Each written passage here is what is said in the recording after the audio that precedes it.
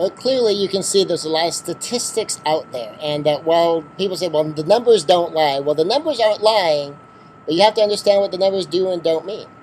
So, children who live absent from the biological fathers are, on average, 2 or 3 times more likely to be poor. All right, well, let's just stop right there. If instead of looking at it being just a factor of fathers, as you look at it as an issue of poverty, do the numbers all work out the same, whether there's a man around or not? And a lot of the statistics, I would imagine, are going to be maybe not exactly the same, but very similar. That a lot of it just has to do with what neighborhoods do you live in, what schools do your kids go to. Is there an adult able to be involved, and then how well can that adult do? And what, of course, we're doing with mothersraizingsons.com is we're making additional information resources available to you, helping you understand how you parent boys in particular, because that's going to be a little bit different. But there's a lot of stuff, of course, obviously that applies to everybody.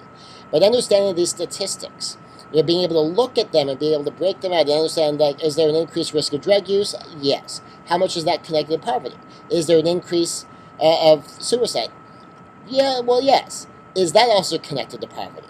And so that means then if I could help you in the career and business coaching part of mothersraizingsons.com, be able to advance your career, being able to advance your business, being able to move some things forward that way, well, then we could solve all of the problems that are connected to the poverty side of the equation.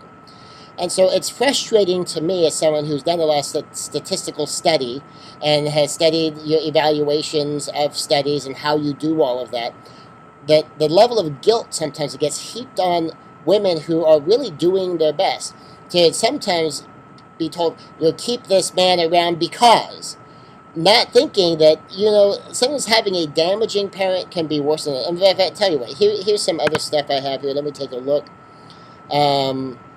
This is an interesting way that it gets worded. It talks about the father factor in education. And talks about children with fathers, and there's going to be a caveat in here. I'm going to share that with you in a moment. 40 less likely to repeat a grade in school, 70% less likely to drop out of school, more likely to get A's in school, more likely to enjoy school and engage in extracurricular activities. But here's the part, that's fathers who are involved. What if you have a father who's not involved? What if you have a father who's undermining education? What if you have a father who not only is not helping, but is undermining the mother who is trying to help? Is that father better than no father at all? And that becomes a question. That's a judgment call there. But when you have a two-parent household and the parents are involved, then of course you're going to have more time for the child because you have two different people kind of tag teaming the kid and or working together with the kid. And so a lot of this has to do with parental involvement. What if you have a mother who is involved, even if the father isn't? What if you have a father who is involved, even if the mother isn't? Basically, it boils down to your child getting the attention your child needs. Your child having the necessary focus to be able to perform well in school. Knowing how to interact with the child and just asking them about the school, asking them about what they're learning, asking them to teach you or to show you something that they learned today. Having these conversations, knowing the difference between helping with their homework and ending up doing their homework for them. And some of these simple, basic things to being able to equip your kid with the necessary tools.